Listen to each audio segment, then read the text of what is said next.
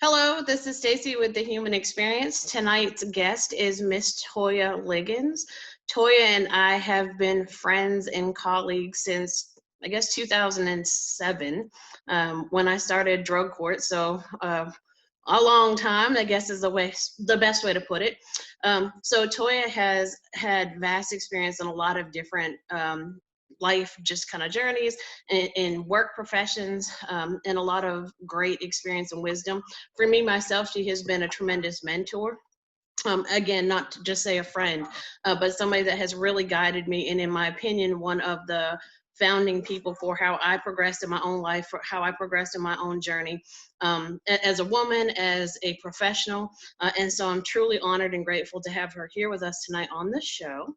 And we have a lot of different topics, and we have this tendency to kind of bounce around and be real human when we talk. And so I'm going to basically say, saddle up, get ready for the ride, because whatever comes out of it is going to be a really, really great opportunity for those of you guys watching, to be able to just kind of get a little bit of understanding of how the human experience continues to work in the lives of others. So, hello, Toya. Hi, Welcome, welcome. thank you. So I wanted to kind of dive right in, just because I know we have been talking about this show a lot. We've been talking about just topics and different things to kind of get into. And so my first question to you, I guess, is, do you have any thoughts about the show, about the idea about human experience and the value of kind of sharing your connections with other people? Yeah, I think for me, the human experience means just a well-rounded opportunity to make connections with other human beings and also with self. Um, in my own self, I have personally been able to reconnect with myself through some self-care. And so recently, um, having my own human experience and being able to share that with other people on different platforms has allowed me to have my own human experience and connection, and also share that with other people, and how I've been able to, I guess, share my human experience with others through connections. Mm-hmm. Mm-hmm. Do you think, as far as kind of where you're at now in this journey, when you look back, because we always say, hindsight is 2020. Uh, can you identify sort of when that evolution started for you? I think for me, it was about 3 weeks after the quarantine. Okay. You know, I was in a place of, I had to move, and, things were really different for me. And so my job had requested that we all start working from home. And I think I was ready, but then I started thinking about my life has already changed. Mm-hmm. And in my change process, I was unprepared for this other major change with my job. And I think that, kind of catapulted me into a position of needing to do some human things, which is saddle up, be ready to deal with my own human experience alone. Mm-hmm.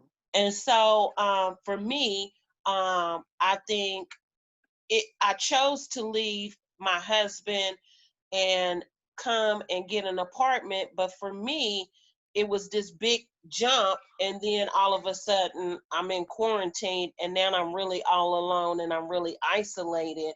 Mm-hmm. And so for me, that was the human experience that allowed me, after 3 weeks of being in quarantine, saying, okay, I really am having a human experience with myself.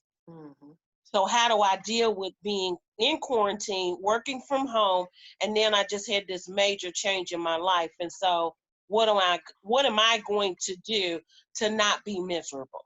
Mm-hmm. Do you feel that, so this sort of kind of like an awakening, I hate to use that term, but I guess that's the best way to describe it. So this sort of self-realization or this internal awakening happens. how do you, at that point, what's your first step? Because I know, as you're talking about, we're in quarantine, we're locked down, the job changes, there's some relationship stuff going on, there's housing stuff going on. How do you decide where we're going to focus first? Like, how did you decide what you were going to do? I didn't. I think sitting here today, I would think organically it happened. Okay. I think it organically happened. Like I'm trying to, make and stabilize myself, but I can't really stabilize in the human part of me until I get this, what I thought was my surroundings together. Mm-hmm. And it was all backwards. So Mm-hmm. the organic part of that was after 3 weeks, I was like, I'm not quite doing this right because I still feel really unbalanced. And so I think after 3 weeks, I said, hold on, something's not going right. I'm Mm-hmm. still feeling really frazzled and unbalanced. Something has to change. So I think I just started one day and I said, okay, let me get a song. Let me get a song. And so for most people, I try to encourage them to get a fight song. And I started playing this song, Lovely Day. And every day I played this song ritually every morning when I woke up. And it was because when I wake up in the morning, it's the first thing he says. Okay. So, It's a lovely day, and so I'm thinking, okay, how can I make this a lovely day? Even what's going on around me, how can I make this a lovely day? It's a lovely day when it's raining and mm-hmm. it's not good weather. And so I'm like, okay, I can do this. Mm-hmm. And so then my prayer life started changing.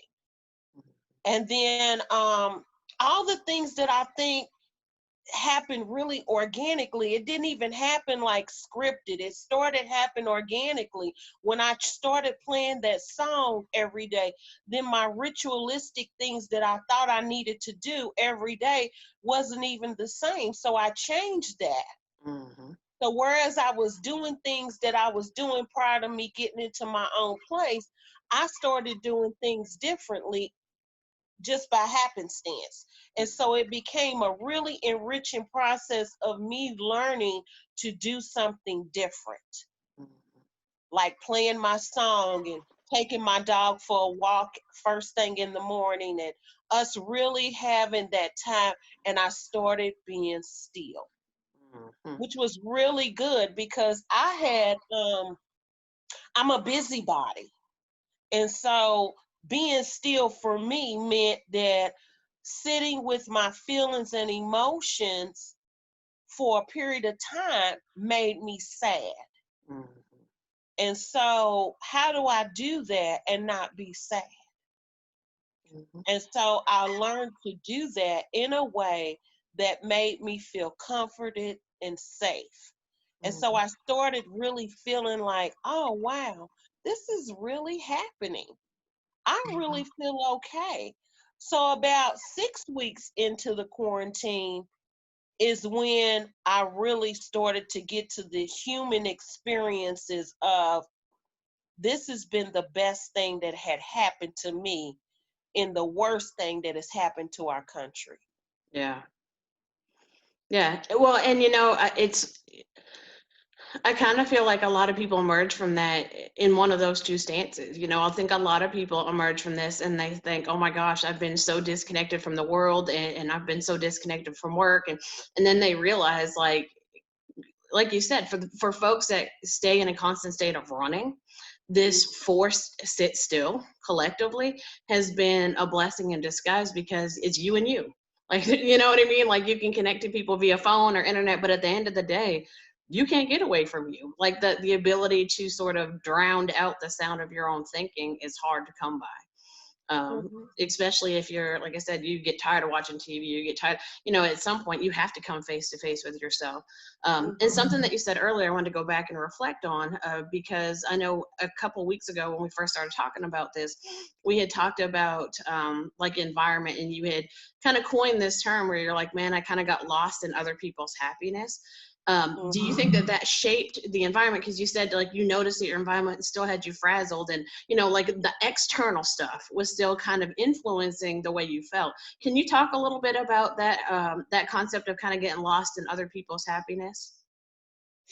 Yeah, I think that was my breaking point for me to move. And so I think I had got so lost in making other people happy for so long that I forgot what things made me happy. Mhm. And it took me a long time, and this wasn't a easy decision for me to make, but it was a decision that I had to make. Mhm. And so when I think back from where I was at, and I couldn't figure out why everybody else's happiness was more important than mine. Mhm. I couldn't figure out why I put their needs and happiness above myself. And it's nothing wrong with being selfless. Um, but it's also something to say about when I'm selfless, but do I deny my own self, my own sense of happiness? Mhm. And that's what I had been doing, is that if someone had said I need this or I want this, I would deny my own self in order to my own self to be happy versus allowing you to be happy first. And that's not being selfless, that's Mhm. actually being selfish. Mhm. Because if I don't share with you my true feelings and emotions, then I'm being selfish, not only to me, but to you. Mhm. And I can't have a human experience with anyone if I'm being dishonest. Mhm. And so for a long time, I had put others' happiness well above myself. So that made me very sad and very, unhappy. Mhm. Yeah, I mean, I guess in essence, it kind of makes us so it's kind of like I'm helping you, but I'm angry with you at the same time. Absolutely. Right, like, you should see me how I feel about not really wanting this or not wanting this process, but not speaking on it. Yeah. And do you think that being in this place where you've just kind of had a lot of sit still time, because I think a lot of, and not to necessarily sound gender specific, but I think a lot of women do that. I think that there's a lot of conditioning for women where it's like, to be a good mom or to be a good wife or to be a good, a stewardess of a family, you're supposed to put everybody first, and you're supposed to do it and be happy and joyous, and you're supposed to paint a smile on, and you're supposed to work and clean and cook and blah blah blah blah blah. And so I think we're conditioned in a lot of ways to be, in that role, for lack of better words, and feel almost like, or made to feel like we're horrible people for saying, no, what about me? Like, maybe I need to put what I am passionate about or what I'm looking for, as a part of the conversation. Not even saying it has to be the main course, but at least part of the dinner. Hmm. So do you think, have you experienced any resistance with that kind of aha moment where you're like, man, I need to do me some. I need to put me first. What's been your experience with resistance with that? Well, of course, I got a lot of resistance because my decision was not well received. Mhm. And so that's okay. Um, what I understand in my decision is that was the most selfless thing I have ever done, Okay. not only for me, but for someone else. Mm. That it was totally based on me being selfless to myself, but also really saying to myself is that I deserve this. I deserve to be happy.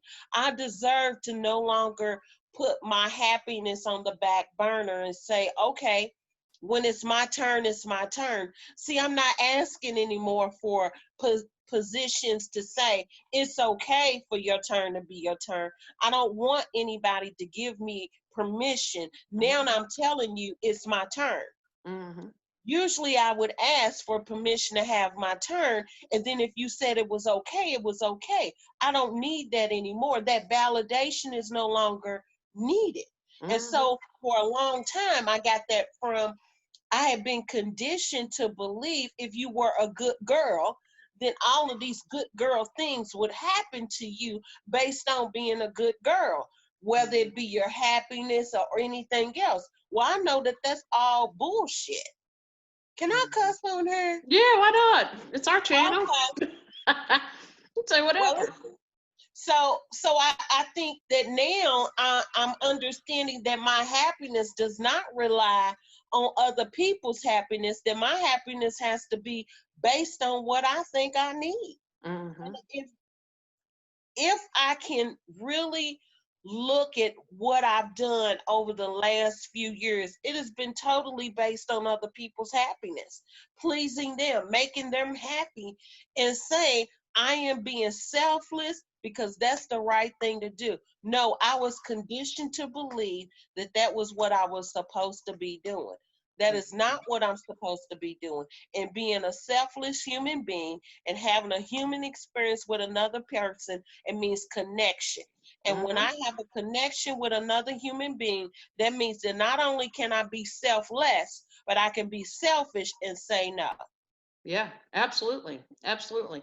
And so for people that are watching, can you give kind of what your thoughts are? Like, how do I know that I'm living that life? How do I know that I'm sort of in that men's that mindset of the good girl mentality? Can you give some thoughts on, like, if I'm just sitting here watching this YouTube show and I'm listening to what you're saying and I'm like, man, something in what she's saying is really stirring something in me.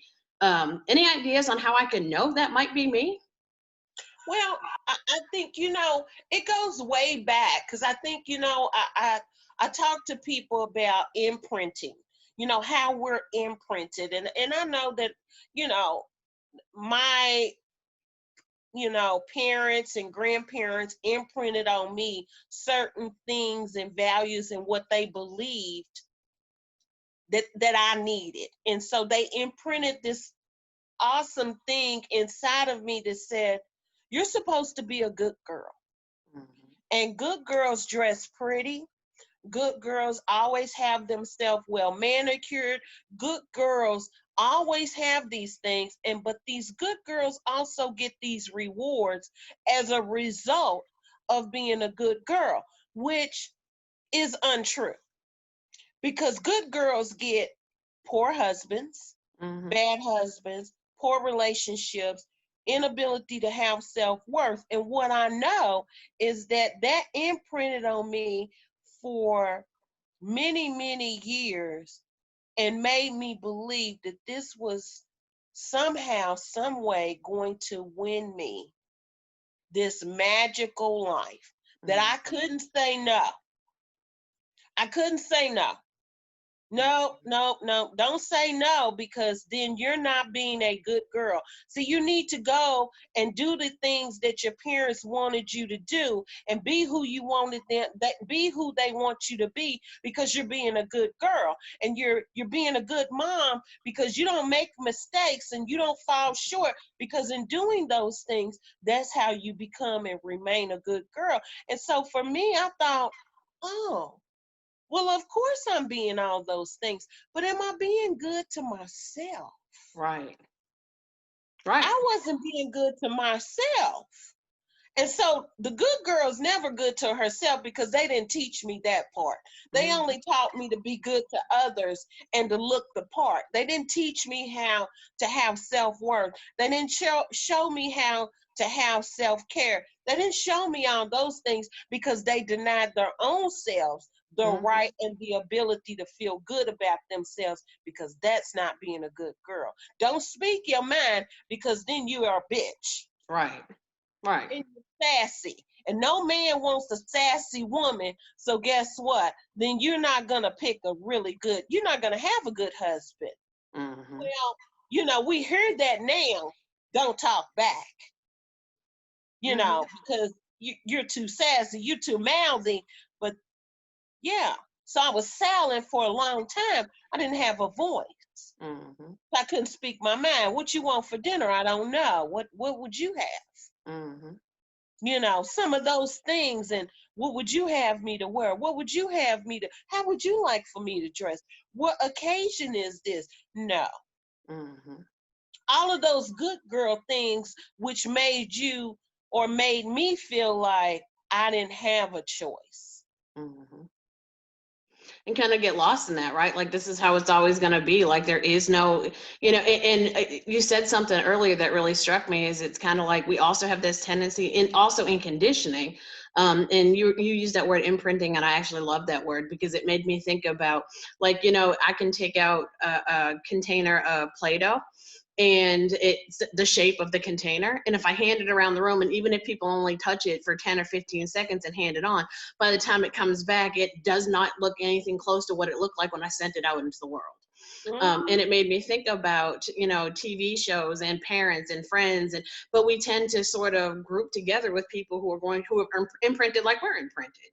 And so when like you said, when I'm a woman who is loud, or I'm a person that's opinionated, or I'm a person who likes to throw some cuss words in a group of people who are being conditioned that that's not okay, then suddenly you're outcasted, right? Mm-hmm. Not only with the men, but also with other women, Mm-hmm. because it's kind of like, whoa, what are you doing stepping outside that box? So my question to you is, how did you find the strength and the courage to finally say, you know what, I'm going to accept vulnerability. I'm going to step into my own woman. I'm going to, for a lot of better words, or for lack of better words, embrace this beautiful side of my spirit that I have neglected for so long, and walk into cultivation and nurturing that woman?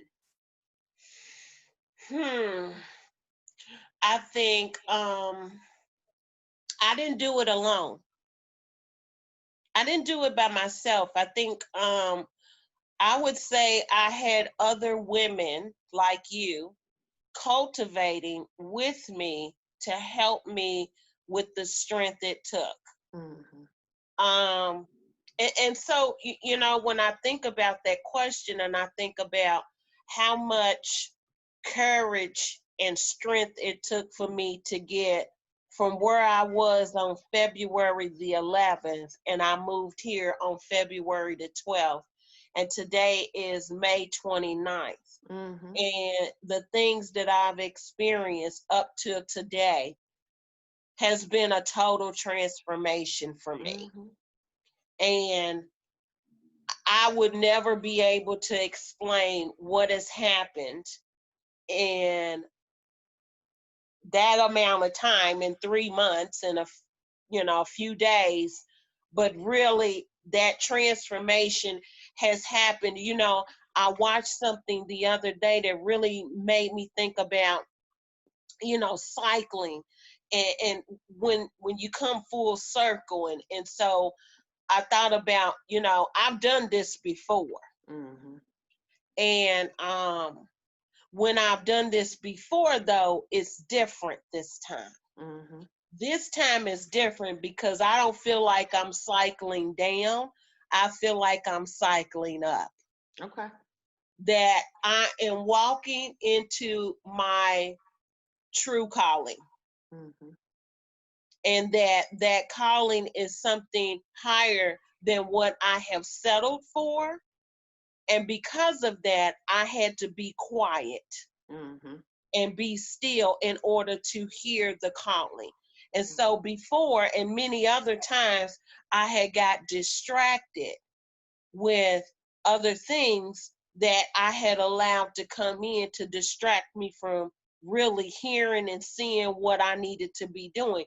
But this time, I made a commitment not to get distracted. So I don't do a whole lot of outside of that, not even just because of quarantine, but because I made a commitment to Mm-hmm. spend more time with me this time so that I can cycle up and not be distracted. Mm-hmm. Um, which has been truly transformative in its own right, to say being still is not easy, but being still is easy. Mm-hmm. When I I say, and so what I would say in other terms is that my flesh wants to do something different, but my spirit won't let me. Mhm. And so I'm listening to my spirit, which used to not listen to. I used to not listen to, and my flesh had more control over me. Mhm. So now I'm understanding, oh boy, do I have a higher calling? Do I have something that I am supposed to be doing right now in this moment? Whether that be letting other women know you don't have to settle no more. Mhm. Whether it be letting a man know you don't have to settle no more. You can be free. If you've been saying yes way too many times, if you've been saying I can't, no, you can. Mhm. You can. And you can surrender, and you can sit still in your surrender and just wait. Because, see, I'm still sitting still. Mhm. I haven't got the answer, but Mhm. I'm okay with not having an answer. I don't have an answer today. But I know my human experience is continuing to sit and wait on the answer to come. Mhm. Well, and I'm listening to you, and I think a lot of times it's this, and I think Brene Brown talks about it, and it's by far one of my favorite conversations she has, as she says that people will hustle for worthiness because we're scared of scarcity. Like, if I don't hurry up and get a man, no man will show up. If I don't hurry up and get this job and clutch onto it, then it'll be, and we're so afraid of going without or not having. This idea like, oh God, I'm gonna die alone, or I'm gonna whatever. And I think, sorry, I thought I was gonna sneeze. I think that a lot of times that kind of feeds that mentality, right? Like, Mhm. I can't sit still, because it's that idea that, like, if we're sitting still, life passes you by, and you hear people say that all the time. But in truth, it's learning this balance of action and patience, and like that, just that kind of being still and letting the pieces fall. Where there's some things that you can't control. So, you know, um, when you were talking about kind of finding that place of spiritual wellness, or kind of coming to that pool of how do you nurture that, do you feel like it's beneficial to have mentorship still in your life, to have other women that you look at, for those particular parts? Because I know you've been in, like I said, you've been in my life for a long time. We've seen each other do a lot of really great things. We've seen each other, I like to say the ugly cry, the snot booger, the whole thing. We've seen the joy. We've seen a lot. And so, like, when I tell people now, when I'll talk about just my own life experiences and stuff that's gone on, I'm like, man, one of the absolute most crucial parts for me is to make sure that I keep people who are going to keep me honest, keep me humble, not scared to tell me the truth about who I am, good, bad, and indifferent. But when I say not scared to tell me who I am, good, bad, and indifferent, they're not scared to tell me the good stuff about me either. Mm-hmm. When we think about accountability, or we think about those people who are going to hold us accountable, we always gravitate towards, well, they're going to tell me the negative stuff. They're just going to tell me when I'm messing up. But what about those women who empower you and really hold you accountable to make sure that you remember you're worthy, and that you're good enough, and that you're loved? What's your thought on Yeah, and so I believe that I believe that, you surround yourself, and who's part of your team, that? Mm-hmm. and so I did, for whatever reason, everybody ain't on my team, and so I've always been like that. And so I've always been one of those people that I have a lot of people who I will support, but also I have a small team. Mm-hmm. And so I have a team of women that push me and mold me and guide me and thrust me into things that I don't always want to do, like you. Like, But hashtag this channel. yeah, but I will do, because I know it pushes me to be a better version of me. And so, I still have a professional mentors, and I still have, that piece of me that needs to continue to grow. And I was just thinking last week when I I did a writing, and you know that I did that writing for the social work magazine, and Mhm. you know, I thought about, well, shoot, I didn't want to do that. But then I sent the message to my mentor and I said, you know, thank you for always pushing me to be a better version of me. Yeah. You know, she knew I didn't want to do that. But when she asked me to do something, because I know she's asking me to push me to be a Mhm. better version of me, that it's needed. And so I Yeah. needed to do that, not only to get in touch with, you know, my capabilities, but also to show myself that I can. Mhm.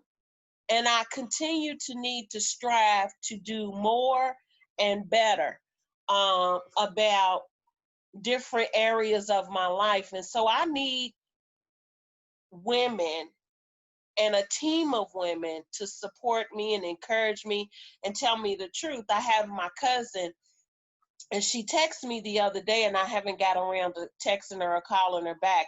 But she's that one family member who me and her have this relationship of. She tells me about myself, and I'm like, I can't stand her, you know. Um, Mhm. and she says, and so I have been really for the last 3 months not talking to any of my family members on what's been going on with me, because I'm in my quiet place and I'm in a place of renewal and restructuring my own self. And so I know when she called me and she texted me that it's my time to talk to her about what's been going on. And Mhm. I'm excited to talk to her because she Mhm. needs to hear my testimony. Man. She needs to hear what I've been through, and Mhm. how I've been able to. She probably has no idea, because what I used to be 3 months ago, I'm not. Man.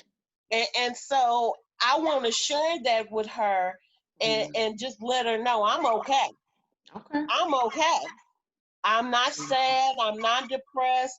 I have not been lonely, and I was with somebody and I was damn lonely. Man. So in essence, it's almost like you fell in love. You just fell in love with the right person.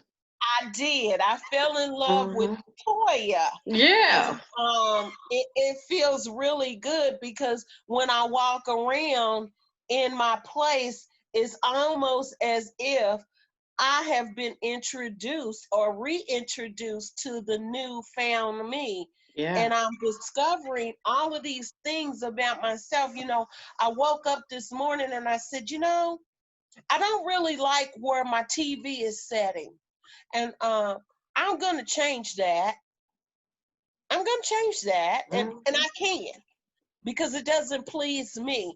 And, you know, prior to that, you know, I would not do that because it would be pleasing other people. Mhm. And I need to get permission if that was gonna please, because is that sitting right for you?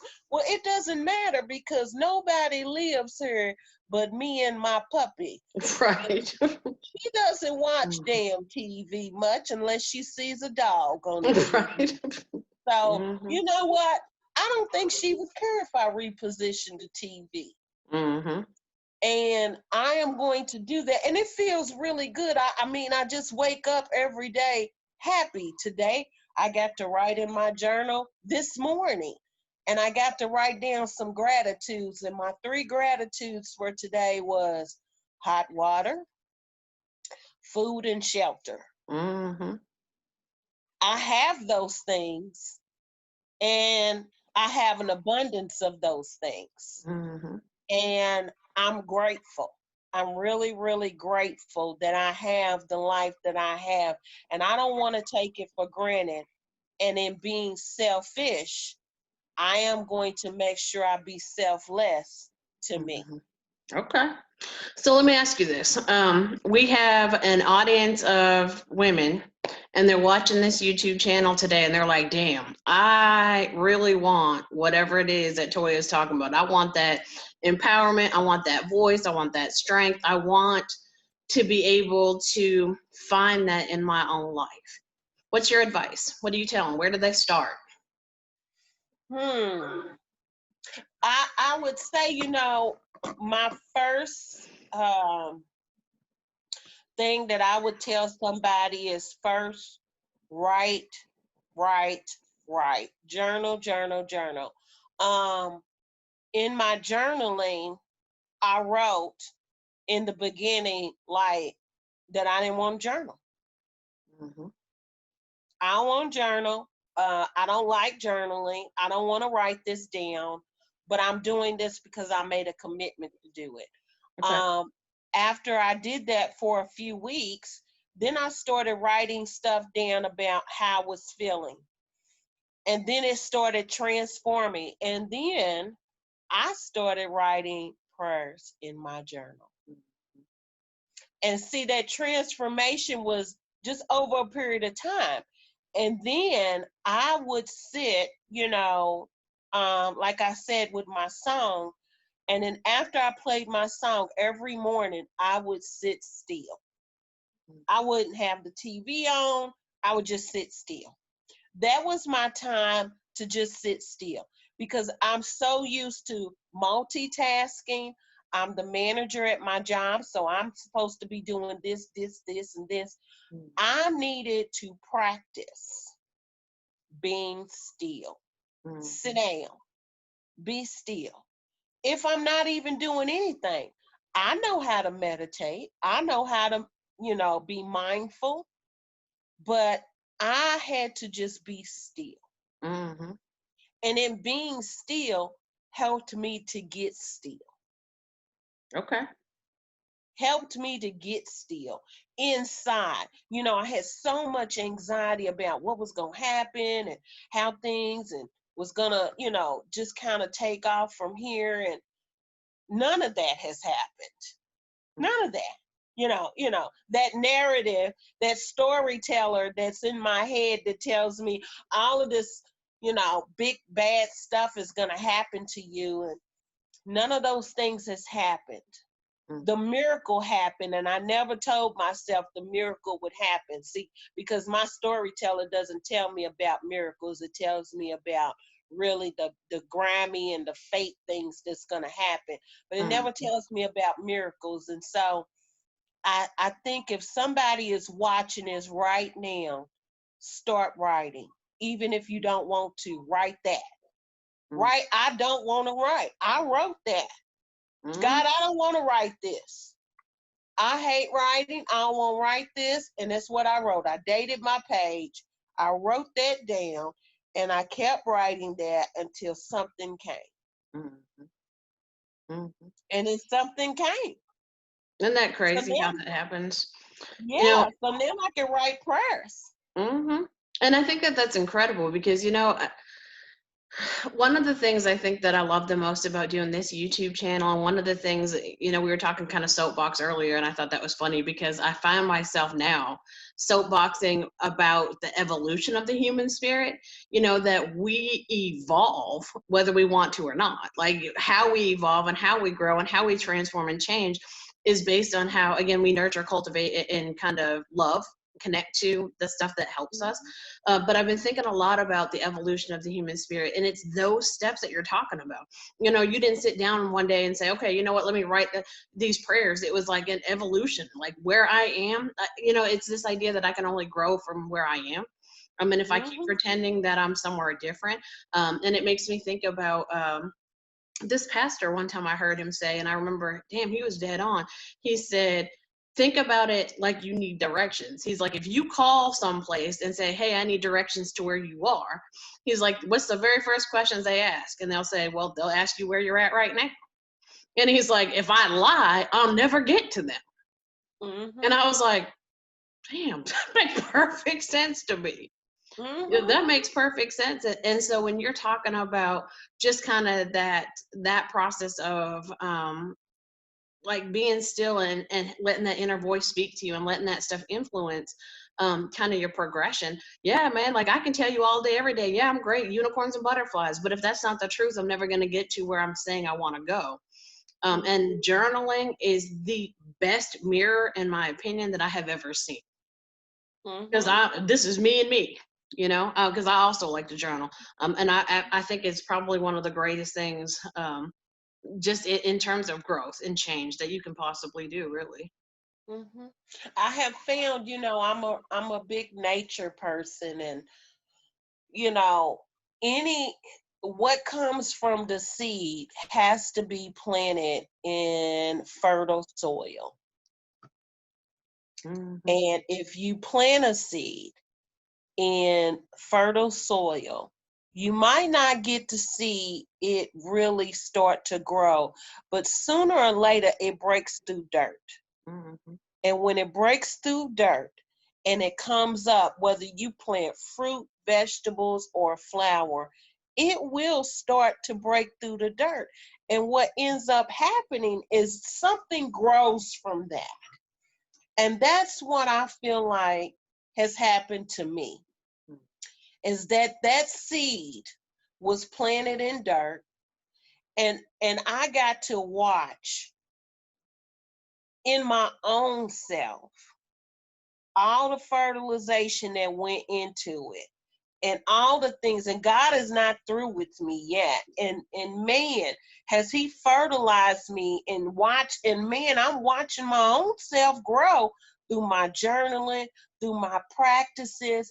And today I watched Tara Brock, and she does meditation, and I was like so captivated by her meditation, and I was like, wow, I'm supposed to be on my call. I got to hurry up. And and I thought about, wow, when was when was that time that I was able, to do things like that for myself?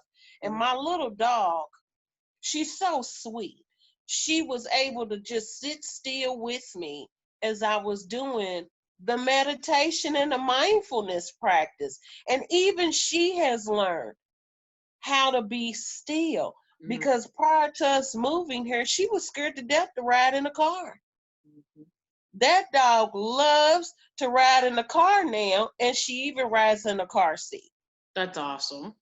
Now, what an amazing thing, and just transformation. And I'm like, now see, I know my own transformation happened to me, but also in the 3 months, it's happened for my dog, because she used to shake profusely and throw up to Wow. get in a car to go for a ride. And now she is ready to go for a ride and gets in her car seat.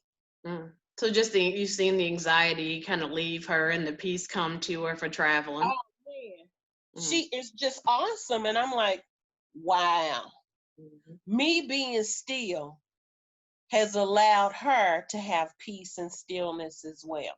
Do you think it would be fair to say that that would can translate for some of my moms watching and some of my dads? Like, do you think it would be fair to say, like, man, sometimes our kids respond to the atmosphere and the spirit and vibrations we're sending out? Absolutely. I absolutely. She was feeding on all my vibrations and feelings and emotions, and she was an anxious mess. And now she's in her little bed now, like curled up asleep, like, yep, mom's good.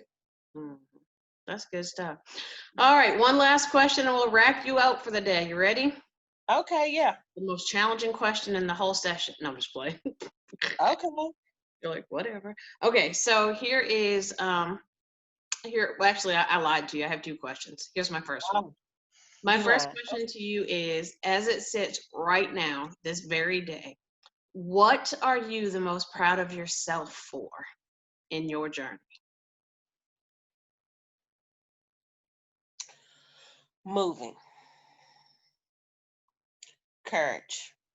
Taking the act to move when everything in my being said don't do it. Okay. Okay. Excellent.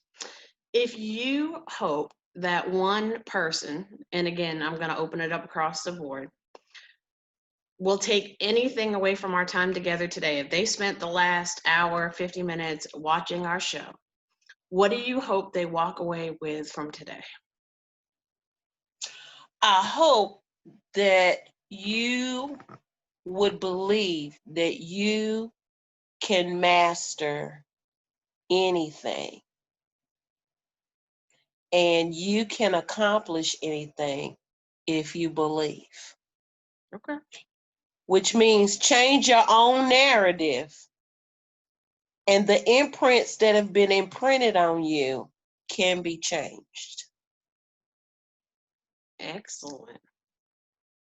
You were going to say something else? You look like you were going to add something to it. You have some more wisdom. I was going to add that I believe that, you know, for me, you know, I'm one of those kind of people that have to be thrusted. And I don't know if you're on here, or if you listen to this or you watch this and you say, you know, I'm not there, and I can't do that, and you know, I'm one of those kind of people that have to be thrusted. Mm-hmm. And what I mean is, I am one of those kind of people that have to be sick and tired of being sick and tired. And I have to be thrusted into making a decision.